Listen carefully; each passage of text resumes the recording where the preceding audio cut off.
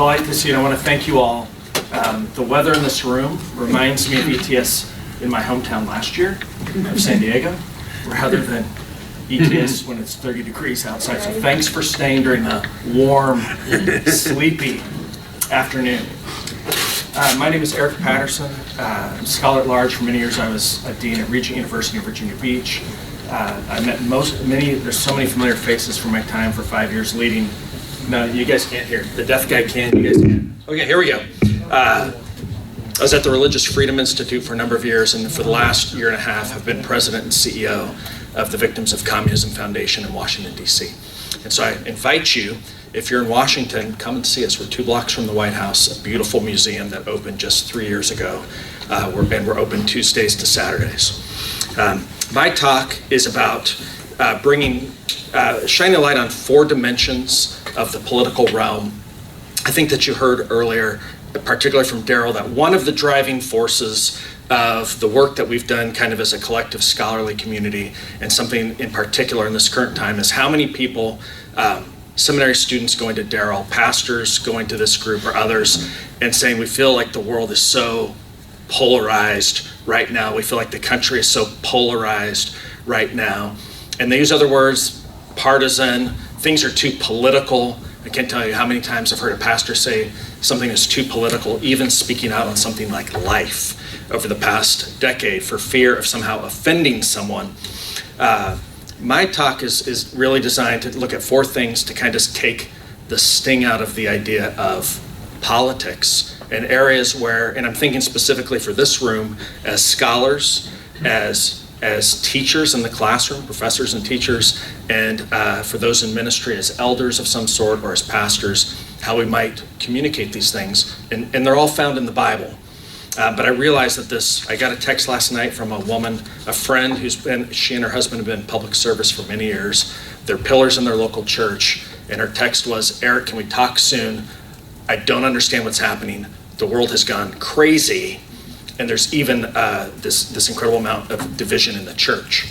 And I know her well enough to know exactly the things that she's very specifically grieving about as someone who's been committed to public service in the US and Canada over recent years. So the 4 things I'm going to briefly talk about. One is reminding us of the purpose of politics in the first place, or better yet, the purpose of civil government, because that's what we're really talking about. Second, a few words about the structures and processes of civil government. Third, our responsibility as citizens. And fourth, the responsibility that we have in terms of supporting those who have public service vocations. And I identify myself with much of the comments that you've heard from my 2 friends in their presentations that we've already heard so far about a concern at the individual level of analysis, if you will, about our interpersonal relationships and the way that we, in the public square, represent Christ. That's what Daryl talked about. From Galen, you heard not just kind of what we call the first level, the individual level, but you heard more about the second level of analysis. In other words, the societal, or what happens for us as individuals and in groups in society. And of course, the third level of analysis in the social sciences and in law, we talk about also the international sphere. And I'll be mostly talking kind of at that second and maybe a little bit at the third level as well. So first, it is worth reminding ourselves without drama about what is the purpose of civil government. And take a step back. Throughout creation, a common good is a principle of governance. In every institution of society, we as humans, we figure out a structure for authority and for responsibility. Now we have that in the natural institutions like the family, a structure for authority and responsibility. We have that in the church, and we have it in all of the other areas of life, from the PTA to the federal government. We as humans, part of our cultural mandate, part of the way that we exercise stewardship of our dominion, is by figuring out a way to structure authority and responsibility. That's a good. That's not a bad thing. It can be used improperly, but it is a good that we have authorities who have a responsibility over a sphere of domain. And in the realm of civil government, that role, what we often call politics, is to promote order and justice. Order and justice. We see this throughout the Bible. It is in the examples of the history books in the Old Testament. It is in the wisdom literature. It is in the prophets. We see it in the New Testament. Perhaps the most obvious truncated form of this is the teaching in Romans 13. What is the purpose of government? And notice the phrase that never gets preached on. Usually it's, reluctantly we do have to pay taxes, and, the sword is there to punish the bad guys. But the verse, Romans 13, 1-5 says, this is for your good, right? The institution of civil government in society is for our good. It protects the vulnerable, protects the weak. It ensures order in civil society. And of course, it's designed to deter, thwart, and if needed, to punish wrongdoing.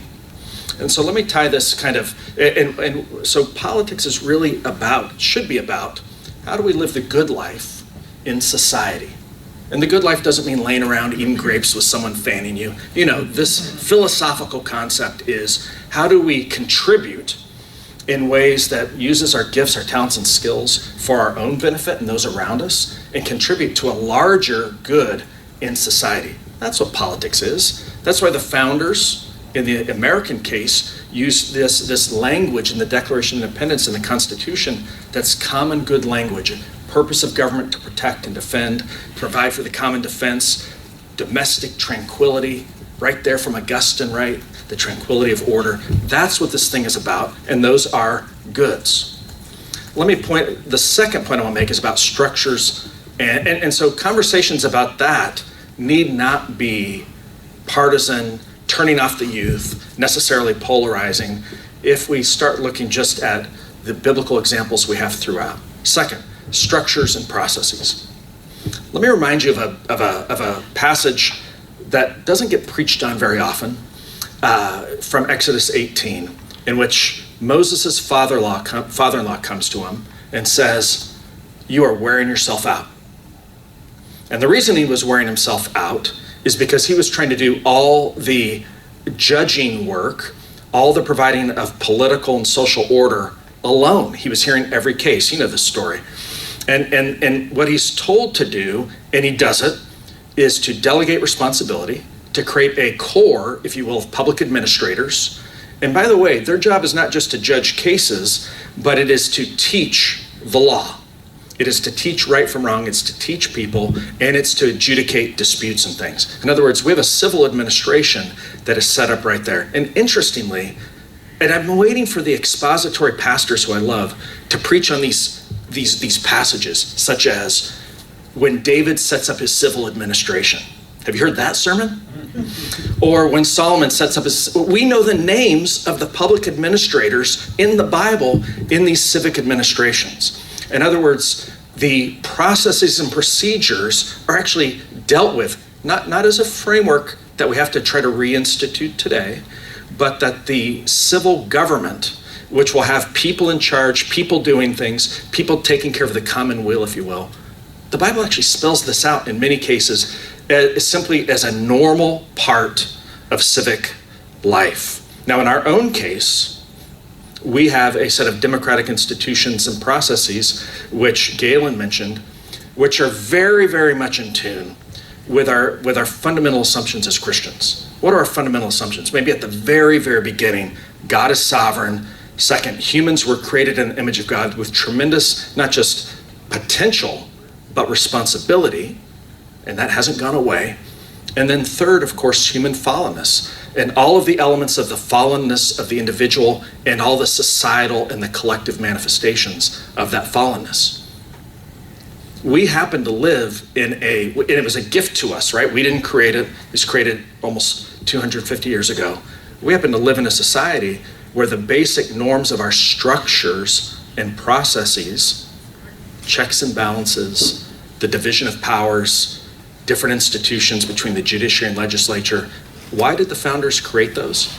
They actually told us. People like Madison said, well, if men were angels, we wouldn't need government. They're not angels. He learned that from his teacher, John Witherspoon, the great Presbyterian pastor and president of Princeton University. So the founders created a set of processes and structures to limit the tyranny of the majority, to limit government from tyrannizing by raw power, and that those are worth our reflection today. here's two kind of worrying things about where we are right now. The first that worries me is the amount of citizens who have checked out, particularly Christians. And I think we're getting to this new society that Daryl's talking about, where I hear people say, well, it doesn't matter. My vote doesn't matter. In other words, here's the fancy poli-sci term for it. Citizens who feel like they have no efficacy, that their vote, their voice, what they think, no one cares about it. It has no power, it has no effect. And as the church disengages from society, what I'd call the hyper-Benedict option, not exactly the Benedict, but the hyper-withdrawal, that just leaves the realm open for increasing sin and destruction. The second, though, are those who say, our processes and structures, they're not really working, so burn it all down. Burn it all down. And that's kind of the mantra of the French Revolution and the Russian Revolution and the Chinese revolutions, those who say, burn it all down and start from scratch. That is not good stewardship. It is a worrying moment that we're in today, and one I think that we have to confront in the church. So first, it's not polarizing to bring ourselves back to what is the essential purpose of civil government, order and justice. And second, we actually live in a time and a place where we have structures and processes of government here in the United States that are worth investigating and that are worth talking about their presuppositions, their moral presuppositions, and the work that they're supposed to do. Third is our responsibility as citizens. And I'll note that my colleagues talked more about this. I'll just remind us that what Francis Schaeffer and Chuck Colson and so many have kind of, in a sense, reiterated that we heard from previous generations like Kuyper and Bavinck and others. God has put us in a specific time, in a specific place, to bear witness to him across all the vocations that we have as citizens. And so we might have wanted to live in a different time, but this is where we are, and it's not something to escape from. I think about Job, and Job talks about God gets to choose at a time when he lifts up a nation or he pulls down a nation. That's in God's hands. But for us as citizens, our role should be a prayerful role about what are we supposed to be doing at this any given time. Now, all of us as Christians, we know that all of the licit vocations contribute to the good of society. They contribute to human flourishing. I have to tell you, as someone who works with students every single day and has worked with students almost every single day since 1995, that still today, most of our evangelical students, our Christian students, they really still think, and our Christian young people, that there are the vocations of the full-time clergy, and then everything else is second class, not really ministry. And we are failing them by not empowering everyone from our plumbers and our doctors to our lawyers and everybody else, that all of those vocations make up the tapestry of the common good, and that they're all part of the way that God has created society to work. And that the real ministry is not teaching Sunday school on Sunday, but the entirety of them as a father and as a plumber and as a husband and as a citizen. And of course, this brings us, when we're thinking about citizenship, to rightful patriotism, which maybe we'll discuss more during the Q&A. But we really are at a moment where we have lost a sense of what it means to be a Christian who is patriotic and getting those identities correct. By the way, here's my own little rule of thumb. It's not perfect because the English language is not, it's a mess. But, is there such thing as a Christian t-shirt? Right? I prefer when Christian, Christ follower, disciple is a noun. Christian. So I do think that we should be thinking about patriotic Christianity. What does it mean to be a person who loves their country and is a Christian first? And that's why I'm always a little skeptical about putting Christian as an adjective in front of words like patriotism or nationalism or other things of that nature, which we can talk about. I will say this, C.S. Lewis's The Four Loves gives a great way of thinking about citizenship. I'd urge you to read that. There's a new book by Dan Darling. It's a fantastic book, came out this month, on thinking about how to be a patriotic Christian in America today. It's a very level-headed, very good book. Lewis says this, remember, we're called to love our neighbor. God put it at a certain time and place, and it's perfectly natural for us to love what's familiar, home, the people around us. But that will help us to have a larger love for humanity. And we could talk about that logic. It's a beautiful logic, but it starts with us loving the familiar place that God gave to us and respecting others in other places. Like the Frenchman, well, he ought to love Frenchness. And the Japanese woman ought to love Japaneseness. And we recognize that as the beauty of the way that God created the world. But we ask, what is my responsibility as a citizen in the place he put me? Fourth, our responsibility to those in public service. And I think I may have not contributed anything to this point, but this fourth point is different than what my colleague said before.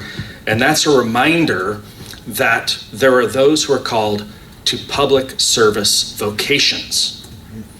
And we actually don't talk very much about that. In fact, we have turn the other cheek, you ought to be nice. Not sure if you can really be a Christian and be in the police. That type of stuff. I hear that all the time from our well-coiffed, Starbucks drinking, totally safe young people in America who've never really felt danger, so they really don't know what they're talking about. But the Bible is very, very clear on this, right? The Lord raises up people with public service talents and gifts. Nehemiah, Daniel, Mordecai, David, and others. In the New Testament, they're there. Cornelius, Zenas the lawyer, the household of Caesar. You know, that's not just maids cleaning. The household of Caesar is a public administration. It has a huge secretarial set of functions around that. And those vocations protect and defend. And so this is really a bottom line. All of these things we want to talk about citizenship and about common good and about human flourishing, there are actually people whose task is to protect all that. They often will stand in danger. They are warriors. They are guardians. They are protectors. These days, many of our public servants, their kids see that their mom or dad is pilloried, for instance, on social media. There's death threats to them, your local mayor, your state legislator. But these vocations are God-given vocations. People are called to defend, to serve, to protect in that space. And we have tons of biblical examples, not to mention the direct teaching of things like Romans 13 on this. Well, let me just conclude with, I think all four of those points are for the most part non-polarizing good news for us to be reflecting on what the Bible has to say. And I can send you the 30 verses that go with this if you like by email. Let me just conclude with this. I actually think that we're at a great moment, not a terrible moment. Because as we look ahead, and of course part of that's because this is Thanksgiving month, and so we should always be focused as Christians on enumerating all the different ways in the context that we're in, we can be thankful. And most of this room lives in the great peace, safety, and security of the modern West, meaning the United States. Not everyone does, but so there's much, much, much that we've been given as a gift to be thankful for and to steward. But as we in America enter the 250th anniversary of our country, this is a teachable moment. I think it's a teachable moment for pastors in the pulpit. I think it is for seminary professors. I think it's for undergraduate professors. I think it's for teachers. I think it is in our families as well, because there's a moment right here to not to try to justify America, not to try to justify things, but instead to step back to first principles, including biblical principles. One place to start. All men are created equal and endowed by their Creator with certain inalienable rights. The theological underpinnings of that, we don't draw theology from it. We recognize, we take a step back and say, oh, that's tapping into something that's big and rich and true. That is a witness. Let me explain to you how that's a witness. And I think over the next 10, by the way, we've got 7 years of 250ths, if you think about it. The American War for Independence started in April of 1775, and it goes for 7.5 years. You got a lot of time but with a particular focus on the Declaration of Independence and things.